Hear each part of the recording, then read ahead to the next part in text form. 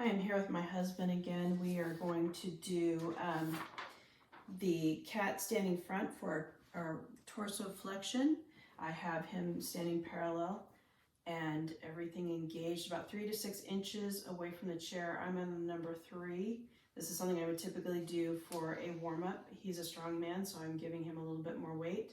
So I'm going to have him breathe up, hands overhead, come up and over, scapula down, core engaged. He's gonna look down, head in line with spine, find that pedal, press it down, really articulate through that spine. He has no spinal issues like osteoporosis. He's gonna come up, head keeping in line with spine, and then back down. Good, one more time.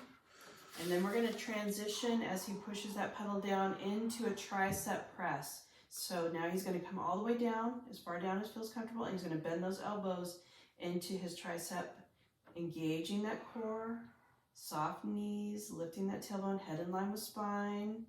Give me one more. And I'm with my husband again. We are doing the standing leg work with the foot press on the long box. So we've got a 1 and a 3 on the springs. He's standing up, he's got his gondola pole, maybe choke down a little bit on that pole. He's engaged everywhere because you have to be in order for this to work. And now what he's gonna do is he's gonna point and flex his foot, really maintaining that even alignment of the hip. Super hard, this is super challenging. Ooh, one more. And good, and you're exhaling on the flexion.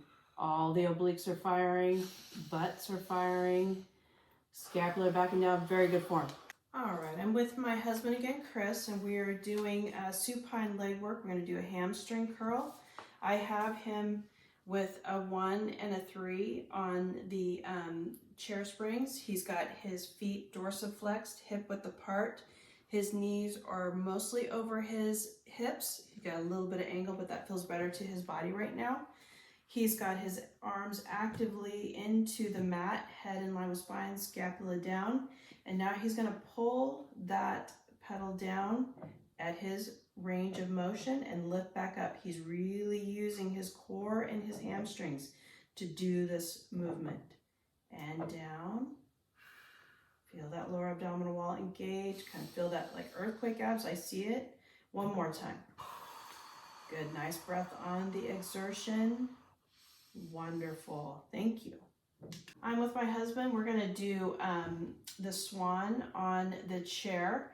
So he has got a 1 and a 1, he's very strong. So his head is in line with spine. I want you to actively point those toes.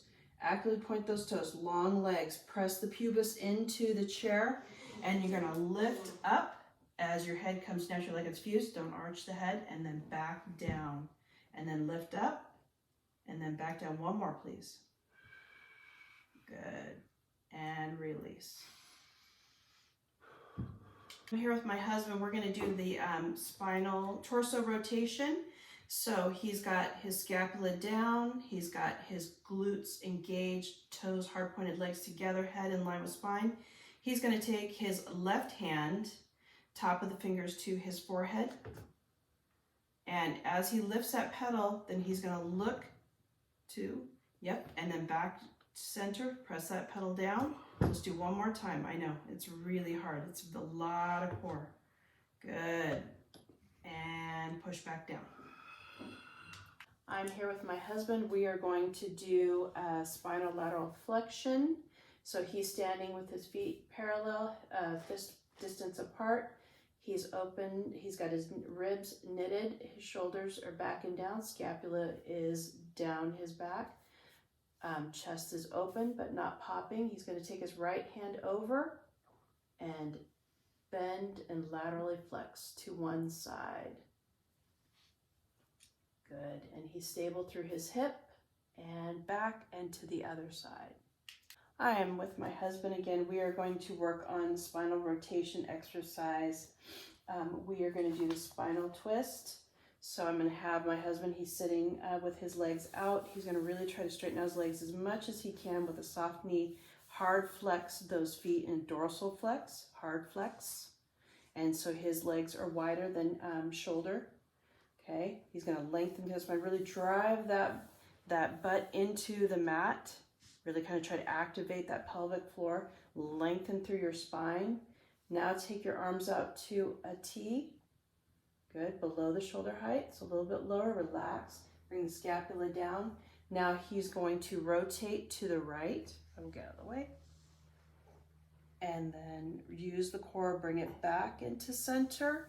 He's using his internal and external obliques, and then to the left to rotate the spine. Thank you.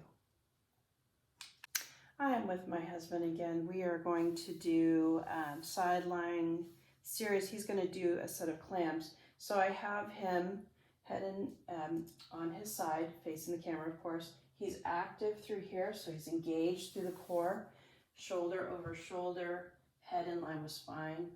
Good, good placement. He's got his feet together, knees bent forward. You can have your hand on your hips, or you can have your hand flat on the mat.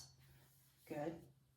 Okay, and he's going to keep his feet together as he opens and closes his knees. Thanks. In a clam. Let's do a couple more. So he really wants to feel that bottom leg anchored to the floor and lifting through the top. Good. 2 more. And 1. I'm with Chris. We're going to do our second variation of sideline series. He is active through his side. He's going to do a leg lift. So he's shoulder to shoulder. Try to really pull those scapula back and down. Try not to sink through your chest. Lifting through, activate that core, and lift that leg from the outside of the ankle. Lift and lower with a hard flex foot. Up and down. Up and down. Doesn't have to be a big movement. You just really want to try to keep that leg facing forward. Up and down. 1 more.